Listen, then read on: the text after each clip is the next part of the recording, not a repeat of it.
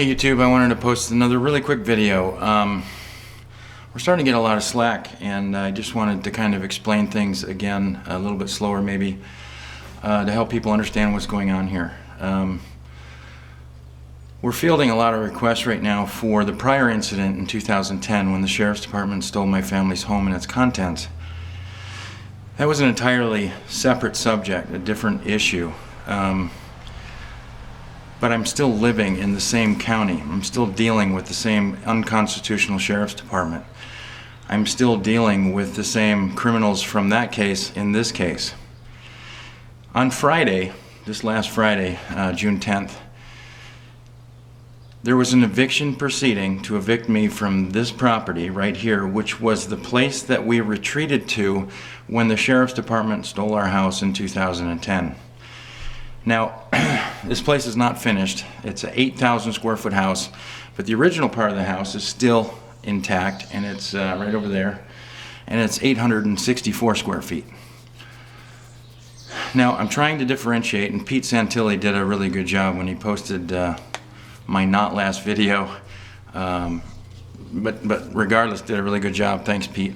The two instances are separate. Okay, so I know how the Sheriff's Department here acts unconstitutionally to deprive people of their property without any due process whatsoever. Okay, that's the backstory. That should be known and will be known throughout the promotion of what's going on today.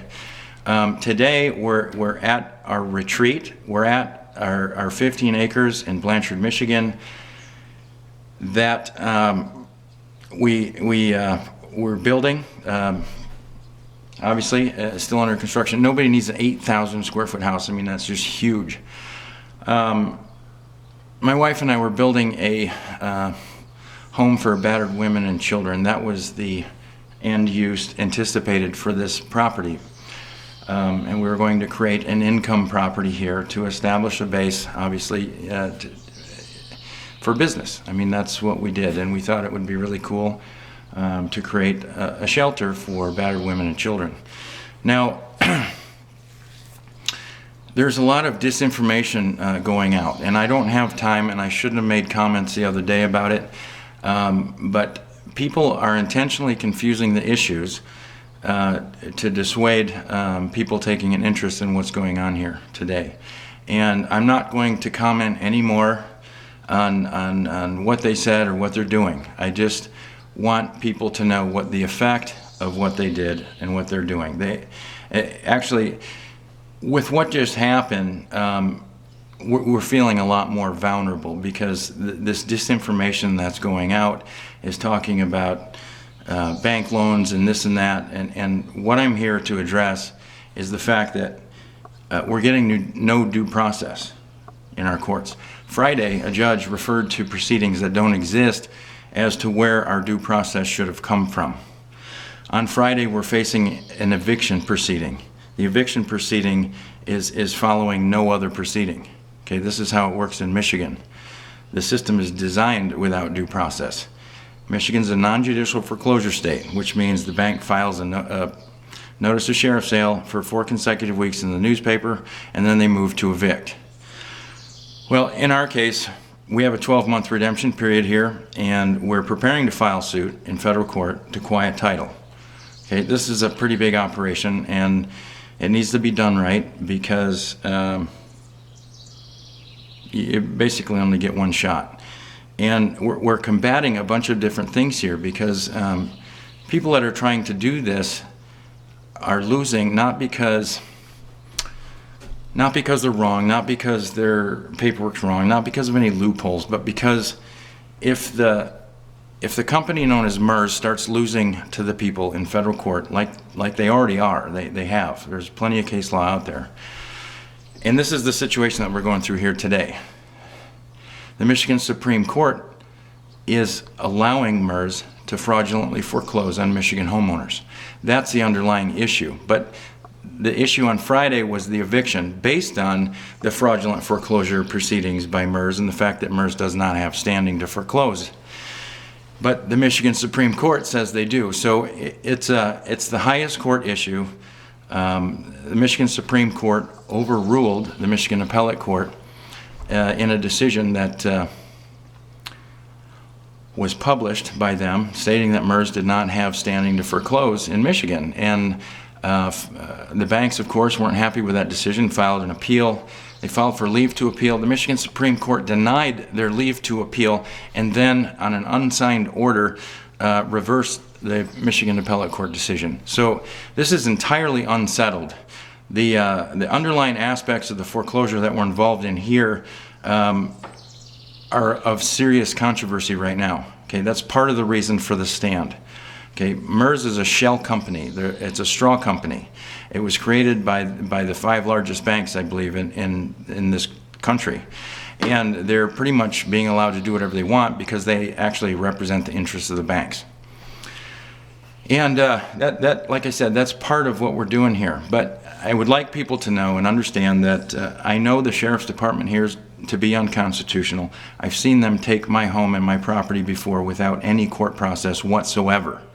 Okay, and we're working now with a press team that's gathering all these legal papers. They're putting them all together. We have nothing to hide, and that seems to be the common thread here to dissuade people from coming here and assisting us in this stand. And I got to tell you, the support is overwhelming. The support from across the country is totally overwhelming, and it's very much appreciated, and it's given me a renewed confidence and strength in the character of the people that are willing and interested to put some effort into this country.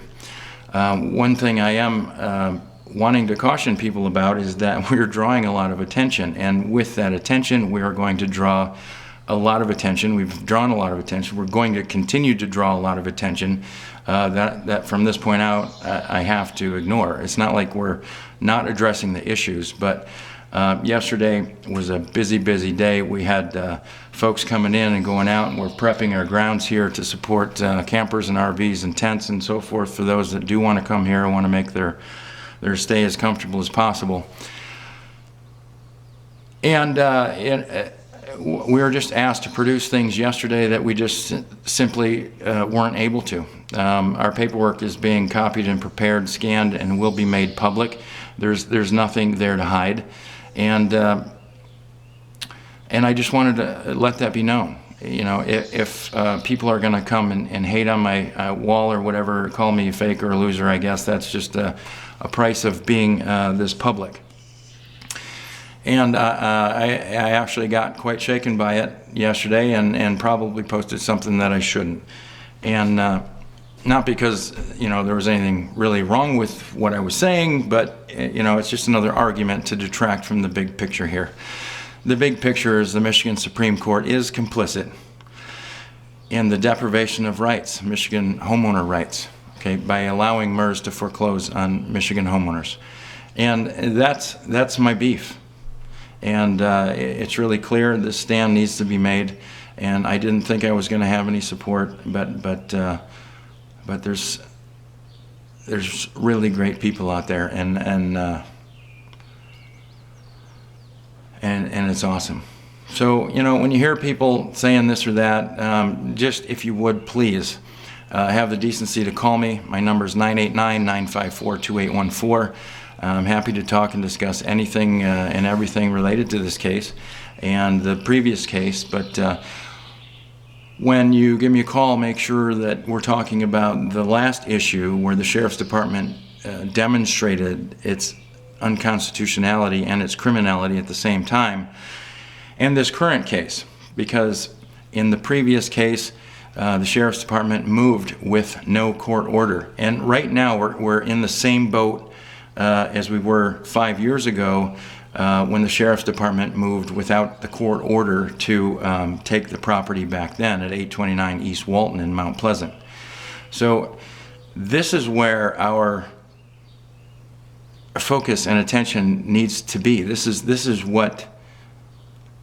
the pressure we're feeling. And the incident that happened yesterday was John, what's his name? John Madden. He claims to be the president of Michigan 3%.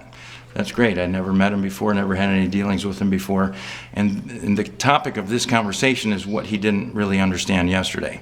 He wanted to talk about the numbers in the mortgage the first mortgage, the second mortgage, when it was converted from a construction loan to a conventional loan, et cetera, during the time Countrywide was going out of business and being acquired by Bank of America. Now, all of those documents too are going to be made public because they're part of this. However, the issue is the unconstitutionality of the courts on Friday by denying us the ability and the right to defend ourselves in court against this eviction. Okay, again, that is the point. That is the topic. That is why the stand's being made, because county courts are completely depriving people of their due process rights. So again, if you have any questions or you want to talk about this, please keep in mind that there's a press team on this right now. Yeah, I'll be right there. Press team on this right now that's working to put all of the things together that need to be put together. And that's only a single phase of the operation or what's going on here. Okay, the presentation of the information in a public place, so we can take that tool away from those who would want to smear or try and discredit me or what's going on here. So anyways, I'm already over 10 minutes. But I will go and get this uploaded right away. And again, if you have any questions, my number is 989-954-2814. Big thanks to Pete Santilli. He posted my video and put a break right where I should have been more definitive in my explanation of the differentiation between the two properties. Again, good job, Pete Santilli. Until next time.